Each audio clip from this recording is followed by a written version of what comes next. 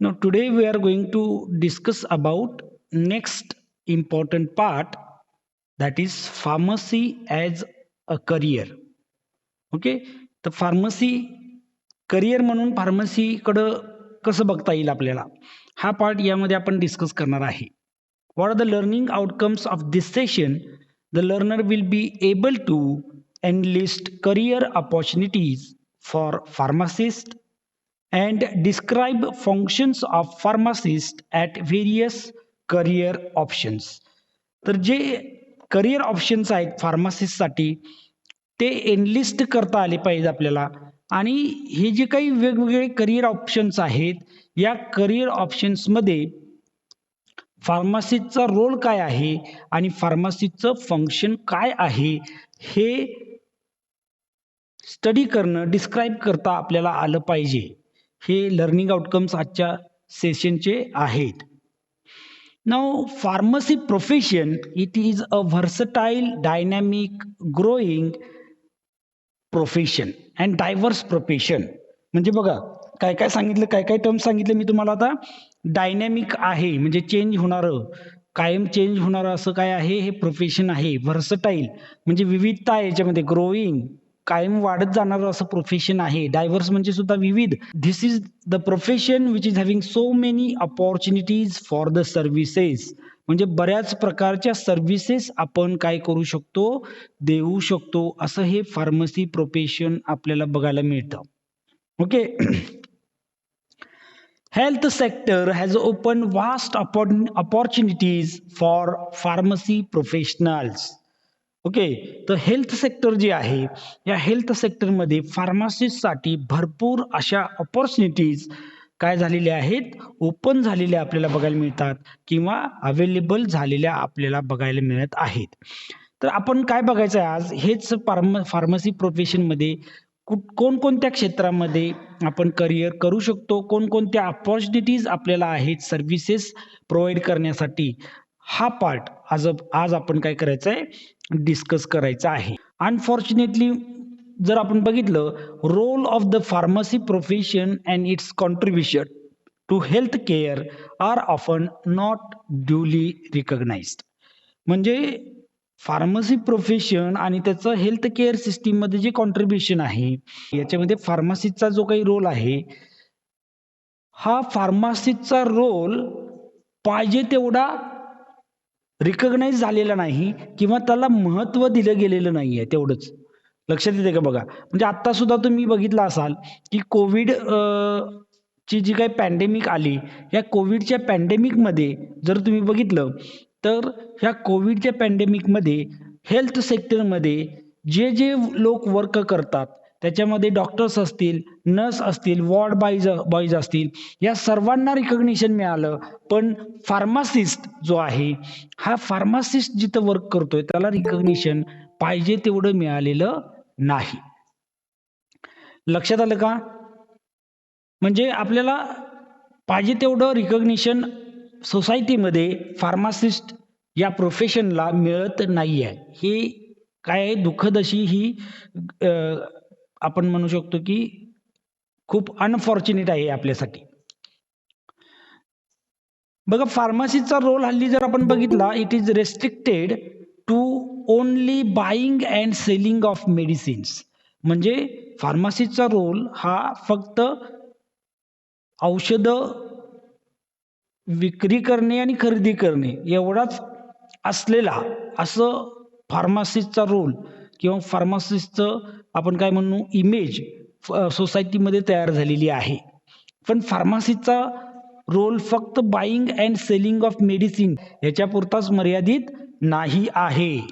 Okay, pharmacist contributes a lot more to the health sector.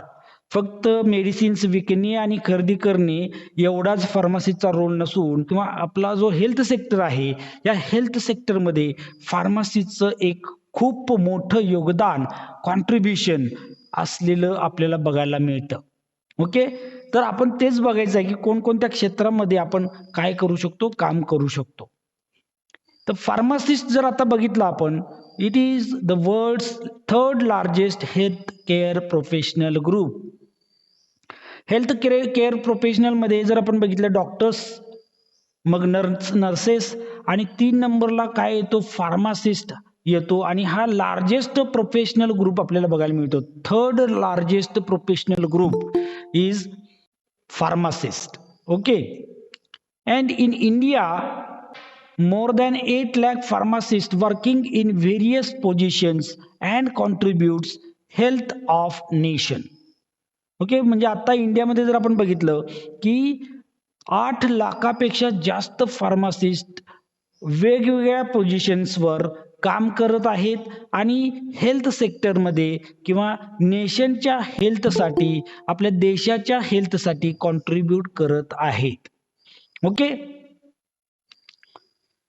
now pharmacist is enjoying rewards for them in terms of money as well as professional satisfaction.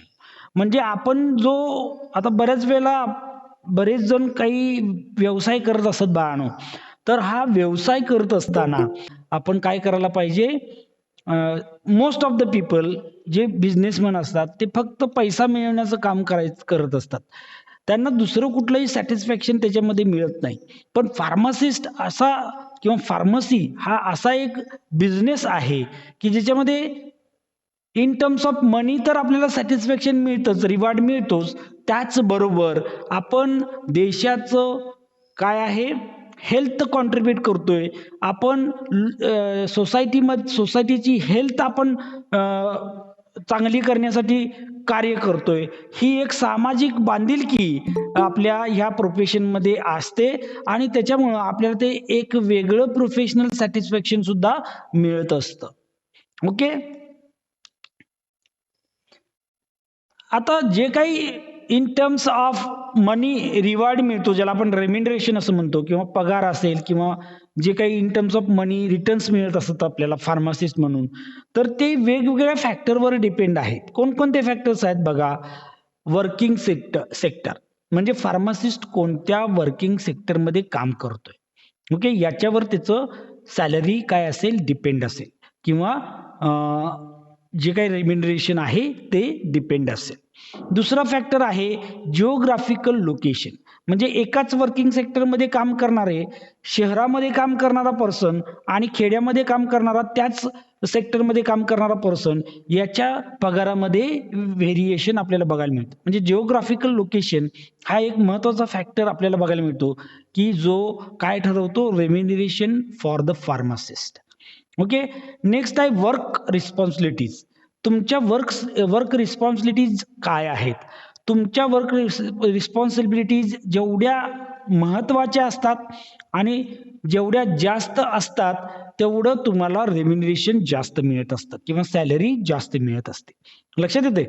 जर तुमच्या work responsibilities कमी असतील आणि कमी महत्त्वाच्या पण असतील तर तुमचं जे काही सॅलरी आहे ते काय असणार आहे, कमी असणार आहे.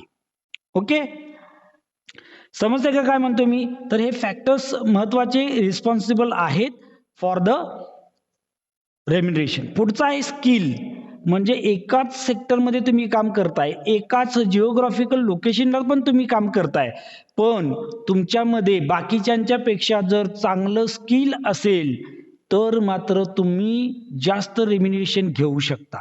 तर तुमच्या स्किलवर ते डिपेंड आहे. तुमच्यामध्ये कोणकोणते स्किल्स आहेत ते पण महत्वाचं आहे आणि त्याच्यावर सुद्धा तुमचं रेम्युनरेशन ठरत असतं.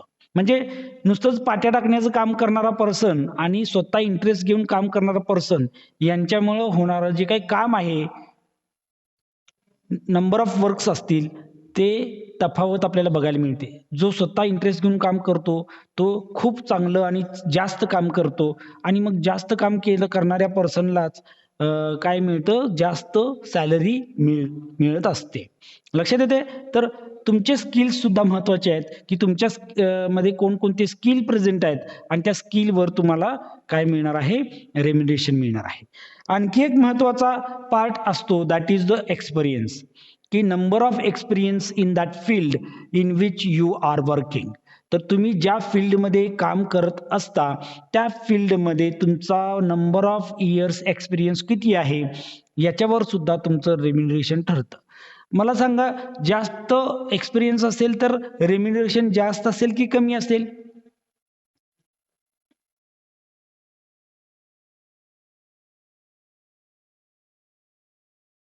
येस, एक्सपिरियन्स जेवढा जास्त असेल, तेवढं काय होणार आहे, सॅलरी तुमची जास्त असणार आहे. पण एक्सपिरियन्स जास्त आहे तुमचा, पण तुमच्यामध्ये स्किल नसतील, तर तुम्हाला चांगलं रेम्युनरेशन मिळेल का? एक्सपिरियन्स आहे, पण स्किल कमी आहे. नाही मिळणार. म्हणजे तुमच्यामध्ये एक्सपिरियन्स पण पाहिजे, स्किल पण पाहिजे. ओके. वर्क रिस्पॉन्सिबिलिटीज पण तुमच्या जास्त असल्या पाहिजेत, तर तुम्हाला चांगल्या पद्धतीनं काय मिळू शकतं, सॅलरी मिळू शकते. म्हणून नुसतं आता मी बाबा डी फार्मसी झालोय आणि डी फार्मसी झाल्यानंतर माझं सर्टिफिकेट आलं, मला लायसन्स मिळालं, की झाला विषय. माझं लायसन मिळाल्यानंतर मला खूप चांगली जॉब मिळेल किंवा सॅलरी मिळेल. हे सुरुवात तर मिळेलच तुम्हाला, पण तिथनं तुमचं ग्रोथ किती होणार आहे, हे कशावर ठरतं? तर तुम्ही किती चांगलं काम करता याच्यावर ठरतं. लक्षात येतंय? म्हणजे नुसतं लायसन मिळणं हे बेसिक आहे. पण तुम्हाला जर एक्स्ट्रा प्रॉफिट मिळवायचं असेल, एक्स्ट्रा मनी मिळवायचं असेल, तर तुम्हाला काहीतरी तुमचं वेगळं केलं पाहिजे. तुमच्यामध्ये काहीतरी वेगळं स्किल असलं पाहिजे आणि ते स्किल तुम्ही वापरून काय केलं पाहिजे, काम केलं पाहिजे. तर तुम्हाला त्याचे इन रिटर्न्स जे आहेत, इन टर्म्स ऑफ मनी काय मिळू शकतात? चांगले मिळू शकतात. Pharmacist has to ensure that people get maximum therapeutic benefit from the medicines they are administering. म्हणजे फार्मासिस्टनं हे लक्ष दिलं पाहिजे या गोष्टीकडं, की जे काही मेडिसिन तो वितरित करत आहे, तयार करत आहे आणि पेशंटला वितरित करत आहे, त्या पेशंटला त्या मेडिसिनचा मॅक्झिमम थेरॅपेटिक बेनिफिट कसा मिळेल, यासाठी प्रयत्न कोण केला पाहिजे? फार्मासिस्टनं केला पाहिजे. आणि हे जर त्याला करायचं असेल, तर त्याला अपडेटेड राहायला लागेल. He should keep himself updated about the knowledge and technology. बरोबर आहे ना? जर असं पेशंटला जे काही मेडिसिन्स तो प्रोव्हाईड करतोय, ते मेडिसिन्सपासून त्या पेशंटला मॅक्झिमम थेरॅपेटिक बेनिफिट मिळावा, असं जर फार्मासिस्टला वाटत असेल, तर फार्मासिस्टनं स्वतः नॉलेज अपडेट ठेवणं गरजेचं आहे आणि ज्या काही नवीन टेक्नॉलॉजीज येतात, त्याच्यासाठी सुद्धा आपण अपडेटेड असलं पाहिजे. तरच काय करू शकतो आपण, मॅक्झिमम थेरॅपेटिक बेनिफिट मेडिसिनचा पेशंटला मिळवून देऊ शकतो. लक्षात येतंय? बघा, नॉलेज आणि टेक्नॉलॉजी आपण अपडेट राहिलं पाहिजे in terms of manufacturing of drug, use of medicines, professional standards requirement and laws governing the pharmacy. लक्षात येते का? म्हणजे मॅन्युफॅक्चरिंग ऑफ ड्रग तर काय, आता जो वितरित करणार आहे त्याला एवढं महत्वाचं नाही, पण जो ॲक्च्युअल मॅन्युफॅक्चरिंग करतो फार्मासिस्ट, त्याला मॅन्युफॅक्चरिंग ऑफ ड्रग बद्दल माहिती असली पाहिजे. त्यानं स्वतःला अपडेट ठेवलं पाहिजे. नवीन एखादं मशीन आलं त्यांच्या इंडस्ट्रीमध्ये, तर ते नवीन मशीन कसं वर्क होतं ते शिकून घेतलं पाहिजे की नाही घेतलं पाहिजे? घेतलं पाहिजे. दुसरं बघा, यूज ऑफ मेडिसिन. नवीन एखादं मेडिसिन आलं आणि ते मेडिसिन वापरण्याची पद्धत वेगळी आहे. एखादा डिव्हाइस वेगळा वापरायला लागतो. जसं आपण बघतो इन्हेलर्स असतात. आता इन्हेलर्स कसा वापरायचा हे जर फार्मासिस्टला माहीत नसेल, तर तो पेशंटला कसं सांगेल बरा? सांगू शकेल का बरोबर? लक्षात येतंय? म्हणजे इन्हेलर कसा वापरायचा हे फार्मासिस्टनं शिकून घ्यायला पाहिजे की नाही? किंवा नवीन कुठलं डिव्हाइस एखादा आला असेल, तर ते कसं वापरायचं हे जर फार्मासिस्टनं शिकून नाही घेतलं, तर तो पेशंटला समजावून सांगू शकत नाही. आणि पेशंट जर प्रॉपरली ते डिव्हाइस वापरून मेडिसिन घेत नसेल, तर त्या पेशंटला त्या मेडिसिनपासून जेवढा पाहिजे तेवढा बेनिफिट मिळणार नाही आहे, लक्षात ठेवा. म्हणून फार्मासिस्टनं आता डिप्लोमा फार्मसी झालं, 2 वर्ष मी शिकलो, आता मला काही शिकायची गरज नाही, असं जर आपला ॲटिट्यूड ठेवला, तर त्याचा पुढं काहीही बेनिफिट होणार नाही. कंटिन्युअसली नवीन-नवीन ड्रग येत राहतात आणि ह्या नवीन ड्रग्सबद्दल आपण अपडेटेड राहणं, त्याचं माहिती घेणं, हे आपलं काम आहे. लक्षात ठेवा. आपण कंटिन्युअसली अपडेटेड राहिलं पाहिजे. नवीन काही लॉज आले असतील, तर हे लॉज समजावून घेतले पाहिजेत. कारण मेडिसिन्स वर भरपूर असे लॉज आहेत आणि लॉजमध्ये जे झालेले चेंजेस आहेत हे आपल्याला समजले पाहिजेत. त्याचबरोबर प्रोफेशनल स्टँडर्ड्स जे आहेत ते आपण शिकून घेतले पाहिजेत. त्याच्यामध्ये काही इम्प्रूव्हमेंट झालेले आहेत का हे आपण बघितलं पाहिजे आणि हे सुद्धा आपण अपडेटेड राहणं गरजेचं आहे. लक्षात येतंय? फार्मासिस्टनं कंटिन्युअसली नॉलेज आणि टेक्नॉलॉजी बद्दल अपडेटेड राहणं गरजेचं आहे. कशासाठी? To give the people maximum therapeutic benefit of that medicine which he is supplying to the patient. Okay? Now we are discussing about the career for the pharmacist. तर pharmacist साठी career कोणकोणतं आहे?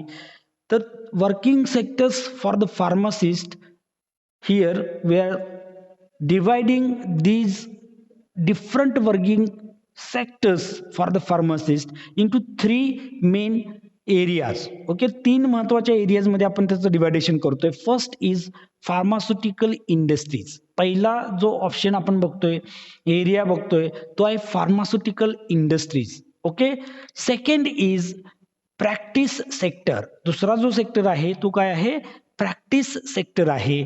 आणि तिसरा जो आहे अदर सेक्टर्स, म्हणजे राहिलेले जे काय आहेत त्या अदर सेक्टरमध्ये आपण डिस्कस करणार आहे. ओके. तर पहिल्यांदा आपण बघू फार्मास्युटिकल इंडस्ट्रीज हा सेक्टर बघू आपण. Wide range of activities are required in pharmaceutical industries by the pharmacist.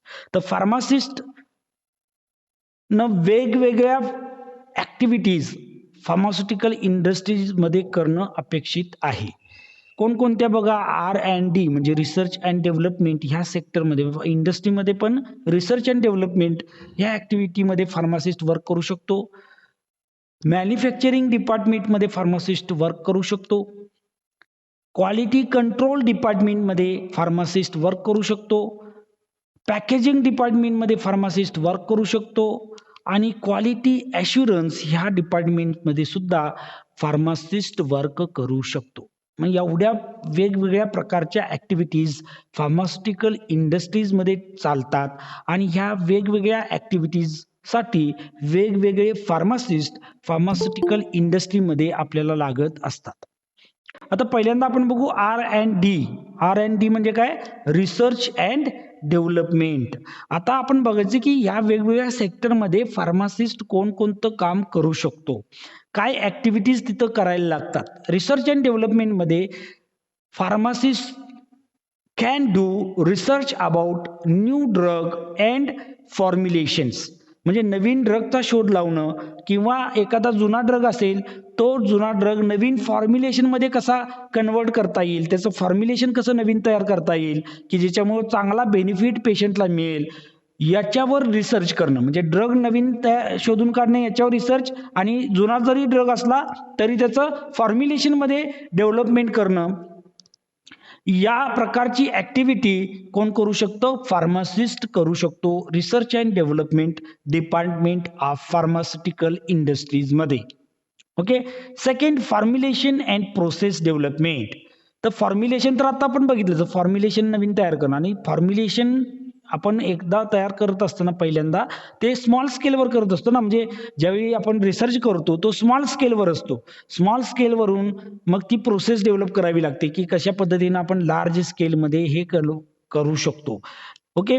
तर प्रोसेस डेव्हलपमेंट आणि upscaling from pilot plant to large scale manufacturing, याच्यासाठी सुद्धा रिसर्च अँड डेव्हलपमेंट लागते बाळांनो. रिसर्च करावा लागतो की आपण जे लॅबोरेटरीमध्ये तयार केलेलं फॉर्म्युलेशन आहे, आपण जे लॅबोरेटरीमध्ये तयार केलेला ड्रग आहे, तो ड्रग लार्ज स्केलवर कसा तयार करायचा. म्हणजे लॅबोरेटरी मधला जो प्लांट असतो त्याला आपण पायलट प्लांट असं म्हणतो. आणि या पायलट प्लांट पासून आपण लार्ज स्केल मॅन्युफॅक्चरिंग मध्ये त्याचं कन्व्हर्जन कसं करायचं, याच्यासाठी सुद्धा खूप महत्वाचं रिसर्च करावा लागतो. आणि हे काम सुद्धा रिसर्च अँड डेव्हलपमेंट मध्ये येत असतं. ओके. आणखी बघा, stability studies and packaging development. म्हणजे नवीन फॉर्म्युलेशन तुम्ही तयार केलं किंवा नवीन ड्रग तुम्ही तयार केला तर तो स्टेबल किती आहे हे आपल्याला चेक करावं लागतं. फॉर्म्युलेशन सुद्धा किती ते स्टेबल आहे. कुठल्या कंडिशनला ते स्टोअर करायला पाहिजे, त्याचं पॅकेजिंग कशा पद्धतीनं असलं पाहिजे, याच्यासाठी सुद्धा आपल्याला रिसर्च करावा लागतो. म्हणजे नुसतंच ड्रग तयार केला आणि एवढं काम नाही बाळांनो. तर ड्रग तयार करण्यानंतर तो पॅक कसा करायचा, स्टोअर कुठं करायचा, या सगळ्याचा स्टडी आपल्याला करावा लागतो. एक्सपायरी डेट जी दिलेली असते ड्रगवर, ड्रगवर काय दिलेली असते? एक्सपायरी डेट दिलेली असते. तर एक्सपायरी डेट कशी काढायची मग? एक्सपायरी डेट काढण्यासाठी आपल्याला हे स्टॅबिलिटी स्टडीज करावे लागतात. तो ड्रग किती दिवस स्टेबल असतो, किती वर्ष स्टेबल राहू शकतो, ते फॉर्म्युलेशन किती दिवस स्टेबल राहू शकतं, याचा स्टडी करावा लागतो आणि मग आपण ठरवू शकतो, की हा ड्रग याची एक्सपायरी एवढ्या दिवसानंतर येणार आहे. लक्षात येतंय का? म्हणजे ह्या प्रकारचे वेगवेगळे ॲक्टिव्हिटीज रिसर्च अँड डेव्हलपमेंट या सेक्टरमध्ये किंवा सेक्शनमध्ये फार्मास्युटिकल इंडस्ट्रीजच्या आपल्याला करावे लागतात. समजलं का कोणकोणती कामं आपण करू शकतो या रिसर्च अँड डेव्हलपमेंटमध्ये? Now next sector is production and manufacturing. दुसरा सेक्टर जो आहे तो काय आहे? प्रोडक्शन आणि मॅन्युफॅक्चरिंगचा आहे. ओके, आता या प्रोडक्शन मॅन्युफॅक्चरिंग मध्ये काय काय करू शकतो आपण, कोणकोणतं काम करायला लागतं? तर बघा, manufacturing of various drugs or various products like bulk drugs and इंटरमिडिएट्स. म्हणजे बल्क ड्रग, एखादा ड्रग जो आहे तो बल्क फॉर्म मध्ये कसा तयार करायचा, किंवा इंटरमिडिएट असतात. ड्रग तयार करत असताना मध्ये मध्ये काही नवीन मॉलिक्यूल तयार होत असतात आणि ही नवीन मॉलिक्यूलला आपण इंटरमिडिएट म्हणतो. ह्या नवीन मॉलिक्यूलवर आणखी रिएक्शन करून आपण ड्रग तयार करत असतो. तर हे इंटरमिडिएट तयार करणं बल्क फॉर्ममध्ये, ड्रग तयार करणं बल्क फॉर्ममध्ये, याला आपण बल्क ड्रग आणि इंटरमिडिएट असं म्हणतो. फिनिश्ड मेडिसिन म्हणजे डोसेज फॉर्ममध्ये तयार केलेले मेडिसिन जे आहेत. मेडिकल डिव्हाइसेस तयार करणं, वॅक्सिन्स किंवा बायो प्रोडक्ट्स तयार करणं, वेटरनरी मेडिसिन्स जी जनावरांसाठी लागणारी औषधं असतात त्याला आपण वेटरनरी मेडिसिन्स म्हणतो. नंतर डायग्नोस्टिक प्रोडक्ट्स म्हणजे आपण आता कोविडची टेस्ट करतो बघा, तर ह्या टेस्टसाठी जे डायग्नोस्टिक किट लागतं याचं सुद्धा मॅन्युफॅक्चरिंग आपण करू शकतो. लक्षात येते का?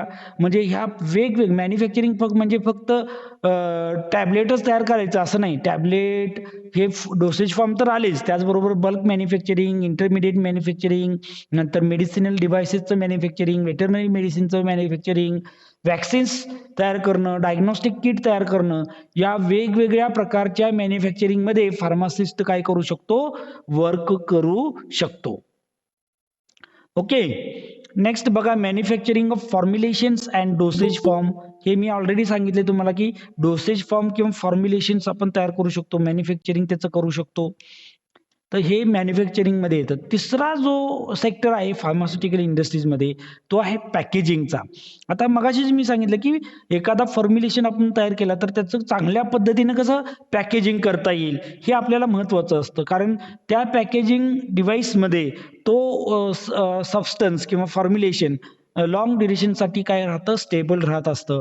म्हणून packaging is an very very integral part of that formulation. तर फॉर्म्युलेशन नुसतं महत्त्वाचं नसतं, तर त्याचं पॅकेजिंग सुद्धा तेवढंच महत्त्वाचं असतं. म्हणून पॅकेजिंगमध्ये काय काय करू शकतो बघा, we can decide, pharmacist can decide and develop proper packaging for the formulation. तर जे काही फॉर्म्युलेशन तयार होणार आहे इंडस्ट्रीमध्ये त्या फॉर्म्युलेशनसाठी कुठलं पॅकेज लागेल, कशा पद्धतीनं पॅकेज तयार करता येईल, त्याच्यामध्ये ड्रॉपर टाकावा लागेल का की नाही लागेल. म्हणजे लक्षात घ्या, म्हणजे सिरप वगैरे जे असतात, लहान मुलांचे ड्रॉप्स असतात, त्याच्यामध्ये ड्रॉपर टाकावा लागतो. पॅकेजिंगचा एलिमेंट आला ना तो.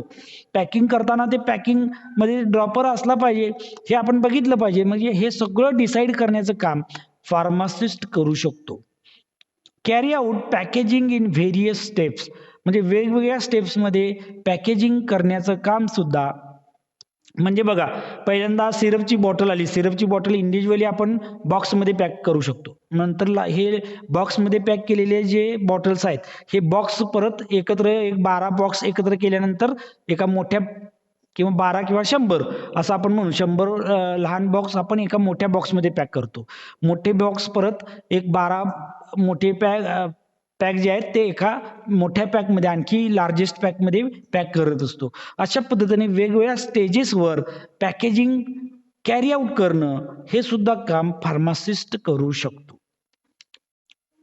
नेक्स्ट आहे क्वालिटी कंट्रोल. आता क्वालिटी कंट्रोल म्हणजे काय, इथं काय काय ऍक्टिव्हिटीज आपण करू शकतो फार्मासिस्ट म्हणून, तर ते बघूया. क्वालिटी कंट्रोलमध्ये टेस्टिंग ऑफ रॉ मटेरियल्स, म्हणजे जे काही इंडस्ट्रीमध्ये येणारं रॉ मटेरियल आहे, ड्रग जो आलेला आहे बल्क फॉर्ममध्ये, किंवा जे काही ॲडिटिव्हज आपण एखादं फॉर्म्युलेशन तयार करण्यासाठी वापरत असतो. म्हणजे टॅबलेट तयार करायची म्हणजे फक्त ड्रगचीच टॅबलेट नसते, ड्रगमध्ये आणखी काही सबस्टन्सेस मिक्स केलेले असतात, मग ती टॅबलेट तयार होते. लक्षात येते, ह्याला आपण ॲडिटिव्हज असं म्हणतो. मग हे जे काही ड्रग मॉलिक्यूल आहे आलेलं रॉ मटेरियल, किंवा ॲडिटिव्हचं रॉ मटेरियल असेल, किंवा पॅकेजिंगचं रॉ मटेरियल असेल, यांचं टेस्टिंग करण्याचं काम फार्मासिस्ट करत असतो क्वालिटी कंट्रोल डिपार्टमेंटमध्ये. ओके. दुसरं बघा, testing of final finished product, म्हणजे जसं रॉ मटेरियलचं टेस्टिंग आपल्याला करावं लागतं क्वालिटी कंट्रोलमध्ये, तसंच तयार झालेला प्रोडक्ट त्याच्यामध्ये तेवढाच ड्रग आहे का, एकसारखा ड्रग आहे का प्रत्येक टॅबलेटमध्ये, एखाद्या रेंजमध्ये दिलेला ड्रग आहे का त्या प्रोडक्टमध्ये, हे आपल्याला चेक करावं लागेल. लक्षात येते का, नाहीतर एखाद्या प्रोडक्टमध्ये खूप जास्त ड्रग गेला, एखाद्यामध्ये काहीच ड्रग नाही, असं जर झालं तर त्याचा उपयोग होत नाही. आणि म्हणून आपल्याला फिनिश्ड प्रोडक्टचं सुद्धा काय करावं लागतं, टेस्टिंग करावं लागतं. सॅम्पल्स घेऊन त्यातले, म्हणजे सगळ्याचं टेस्टिंग नाही करत असतं आपण, त्यातले काही रॅन्डमली सॅम्पल घेत असतो आणि त्याचं टेस्टिंग आपल्याला करावं लागतं. आणि हे सुद्धा काम क्वालिटी कंट्रोल डिपार्टमेंट मधला फार्मासिस्ट करू शकतो. ओके. नेक्स्ट बघा, टेस्टिंग स्टॅबिलिटी ऑफ प्रोडक्ट. प्रोडक्टची स्टॅबिलिटी जी आहे, स्टॅबिलिटी स्टडी सुद्धा आपण क्वालिटी कंट्रोलमध्ये करू शकतो. ओके. ऍक्सेलरेटेड स्टॅबिलिटी स्टडीज असं केले जातात. ऍक्सेलरेटेड म्हणजे ज्यांचं स्पीड वाढवलं जातं. डिट्रिओरेशन कसं, आता कशाच्या कॉन्टॅक्टमध्ये आल्यानंतर ड्रगचं डिट्रिओरेशन होतं आपल्याला माहिती आहे. एक तर एअरच्या कॉन्टॅक्टमध्ये येईल, मॉइश्चरच्या कॉन्टॅक्टमध्ये येईल, किंवा लाईटच्या कॉन्टॅक्टमध्ये येईल, किंवा हीटिंगच्या कॉन्टॅक्टमध्ये, हीटच्या कॉन्टॅक्टमध्ये, टेम्परेचरच्या कॉन्टॅक्टमध्ये आल्यानंतर ड्रगचं काय होत असतं, डिट्रिओरेशन होत असतं. मग आपण काय करायचं, तो प्रोडक्ट त्या प्रकारच्या एन्व्हायरमेंटमध्ये ठेवायचा की जास्तीत जास्त तिथं मॉइश्चर असेल, जास्तीत जास्त तिथं टेम्परेचर असेल, असं लाईट असेल, असं ठिकाणी ठेवायचं. आणि मग आपण त्याचं स्पीड वाढवायचं डिट्रिओरेशनचं. मग किती वेळामध्ये डिट्रिओरेशन होतं हे बघायचं, आणि त्याच्यावरून मग आपण एक्सपेक्टेड त्याची एक्सपायरी पण काढू शकतो. तर असे जे काही टेस्टिंग आहेत स्टॅबिलिटीसाठीचे, ते सुद्धा क्वालिटी कंट्रोल डिपार्टमेंट करत असतं. समजलं का क्वालिटी कंट्रोल म्हणजे काय?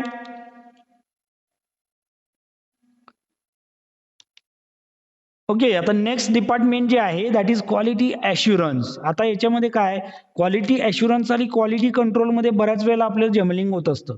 क्वालिटी कंट्रोलमध्ये काय करतो आपण, की एखादा जो काही प्रोडक्ट आपण तयार करणार आहे, त्या प्रोडक्टची क्वालिटी कशी मेंटेन राहील याच्यासाठी प्रयत्न करतो, त्यावेळी आपण क्वालिटी कंट्रोल म्हणतो. ओके. म्हणजे त्याच्यामध्ये जो काय म्हणतो आपण, जो रॉ मटेरियल आहे त्याचं टेस्टिंग, फिनिश प्रोडक्ट त्याचं टेस्टिंग, स्टॅबिलिटी स्टडीज, हा सगळा पार्ट क्वालिटी कंट्रोलमध्ये येतो. क्वालिटी ॲश्युरन्स म्हणजे काय आहे, here we are assuring that our product is of desired quality. Okay. We are assuring overall quality of the product through quality management. म्हणजे quality assurance वाल्यांचं काम काय आहे, की अशा पद्धतीनं प्रोसेस डेव्हलप करणं, अशा पद्धतीनं वर्क फ्लो डेव्हलप करणं, की ज्याच्यामुळं आपल्या प्रोडक्टमध्ये कुठलीही त्रुटी राहता कामा नये. आणि मग आपल्याला गॅरंटी राहते, की ह्या प्रोसेसनं आपण जर प्रोडक्ट एखादा तयार केला, की त्या प्रोडक्टचं क्वालिटी चांगलीच असणार याची गॅरंटी आपल्याला राहू शकते. असं सेटअप किंवा प्रोसेस डेव्हलप करण्याचं काम क्वालिटी ॲश्युरन्स डिपार्टमेंट करत असतं. लक्षात येते का बघा. ओके. तर याच्यामध्ये काय करतं क्वालिटी ॲश्युरन्स डिपार्टमेंट, तर प्रिपेअरिंग, रिव्हिविंग अँड सबमिटिंग डॉक्युमेंट्स, म्हणजे वेगवेगळे डॉक्युमेंट्स तयार करणं वेगवेगळ्या स्टेप्सवर. म्हणजे रॉ मटेरियल चेक केले बाबा, चेक केले कुठं, स्टडी म्हणजे क्वालिटी कंट्रोलरने रॉ मटेरियल चेक केलं, पण त्याचा कुठंच उल्लेख नाही केला तर चालेल का?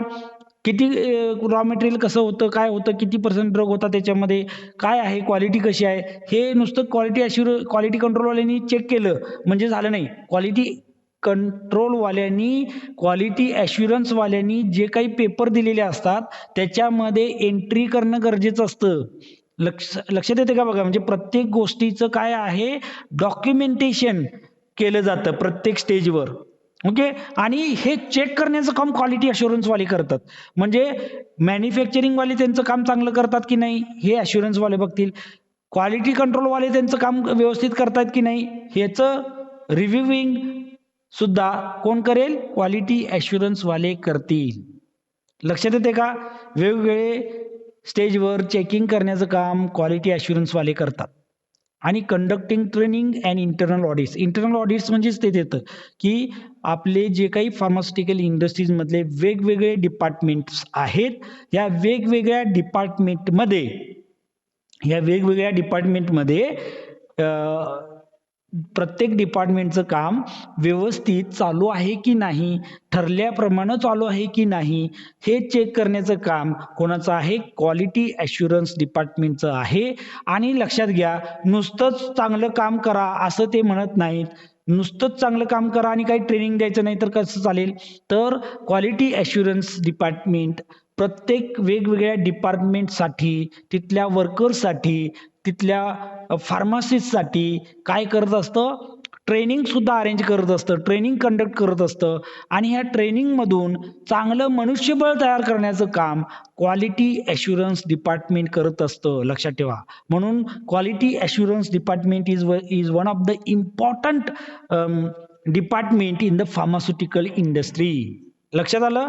तर या वेगवेगळ्या सेक्टरमध्ये जवळजवळ 5 सेक्टर आपण बघितले फार्मास्युटिकल इंडस्ट्रीजमध्ये. रिसर्च अँड डेव्हलपमेंट हा पहिला सेक्टर आपण बघितला. दुसरा आपण मॅन्युफॅक्चरिंग हा दुसरा सेक्टर बघितला. तिसरा आपण पॅकेजिंगचा सेक्टर बघितला. आणि चौथा आपण बघितला क्वालिटी कंट्रोल डिपार्टमेंट. आणि 5वं क्वालिटी अश्युरन्स डिपार्टमेंट. तर ह्या वेगवेगळ्या लेवलवर फार्मास्युटिकल इंडस्ट्रीजमध्ये फार्मासिस्ट वर्क करू शकतो.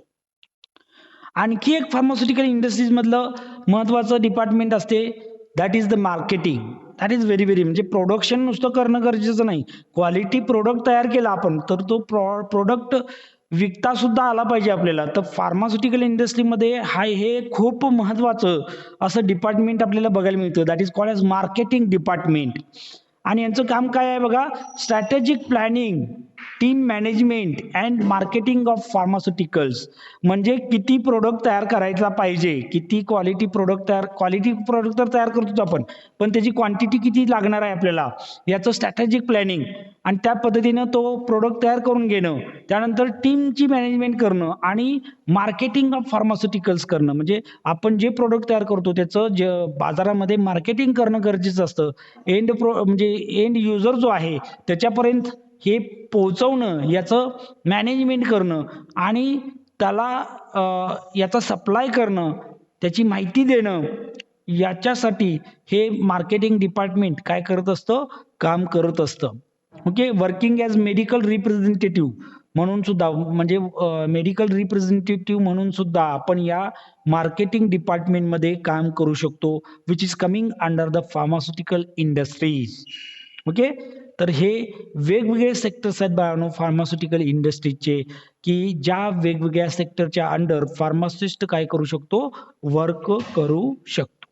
तर रेग्युलेटरी अफेअर्स हा एक पार्ट आहे. रेग्युलेटरी अफेअर्समध्ये preparing, reviewing, communicating, submitting, registering documents on pharmaceuticals to regulatory agencies to get approvals related to production, marketing and patents. म्हणजे बघा, आपण एखादा प्रोडक्टचं मॅन्युफॅक्चरिंग करणार आहे, तर उठला आणि मॅन्युफॅक्चरिंग केलं असं होत नाही. आपल्याला बऱ्याच काय कराव्या लागतात? अथॉरिटीज ज्या आहेत, गव्हर्नमेंट अथॉरिटीज, याच्याकडून परमिशन्स घ्याव्या लागतात. आणि ह्या परमिशन्स मिळवण्याचं काम हे रेग्युलेटरी अफेअर्स डिपार्टमेंट करत असतं. ओके. नवीन प्रोडक्ट जरी आपण बाजारामध्ये आणणार असेल तरी ते सुद्धा त्याच्यासाठी आपल्याला वेगवेगळ्या रेग्युलेटरी अथॉरिटीज ज्या आहेत यांच्याकडून काय करावं लागतं? परमिशन्स मिळावे लागतात. मग त्याच्यासाठी आपल्याला काही डॉक्युमेंट्स तयार करावे लागतात. ते डॉक्युमेंट्स सबमिट करावे लागतात अथॉरिटीकडं आणि मग त्याचं अप्रूव्हल आपल्याला मिळत असतं. तर हे जे काम आहे डॉक्युमेंट्स तयार करणं आणि ते सबमिट करणं आणि अप्रूव्हल्स मिळवणं relation to the production, marketing आणि पेटंट्स. पेटंटसाठी सर खूप महत्वाचं काय आहे? डॉक्युमेंटेशन खूप करावं लागतं पेटंट्स मिळवायचे असतील तर.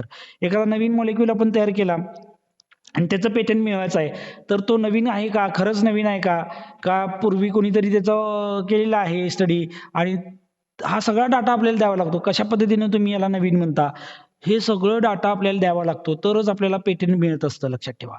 म्हणजे हे प्रोडक्शन मार्केटिंग पेटंट याच्याशी रिलेटेड वेगवेगळे जे काही रेग्युलेटरी बॉडीज आहेत, यांच्याकडून आपल्याला वेगवेगळे काय मिळायला पाहिजेत, अप्रुव्हल्स मिळवावे लागतात, आणि हे अप्रुव्हल्स मिळवण्यासाठी जे डॉक्युमेंट तयार करणं, त्यांचं सबमिशन करणं आणि अप्रुव्हल मिळवणं, हे काम या रेग्युलेटरी अफेअर्स या डिपार्टमेंटचं असतं.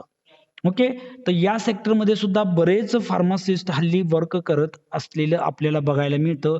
या सेक्टरमध्ये सुद्धा खूप अपॉर्च्युनिटीज फार्मासिस्टसाठी आहेत. ओके.